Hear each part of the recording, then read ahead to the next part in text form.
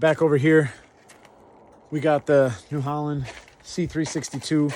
As you guys can see, I have the bucket on. It's full of snow, and I don't just lift up cars and do all that fun stuff with it. I also use it to move snow and move snow piles and all sorts of stuff like that. I just figured I'd come in. Going to fire this bad boy up. Now, I have been using this thing, and it is pretty much warmed up right now. As you can hear, it kind of kicks up. I got the idle set a little bit higher than normal. I'm going to move some snow with it just to show you guys, like, this thing can move some snow. The other thing that I'd like to show you guys, as you can see, those LEDs are crazy bright. They light up everything in the front. They light up everything in the rear. And they make it a 360-degree, fully workable space. So I'm gonna go move some snow, and I'll show you guys what it can do. Guys, my tripod, it's broken. My phone's supposed to get in there, and I don't think it's gonna fit. So on these next videos, bear with me if they're not the greatest, okay? Because my junk's broke, and I'm not going to the store until later.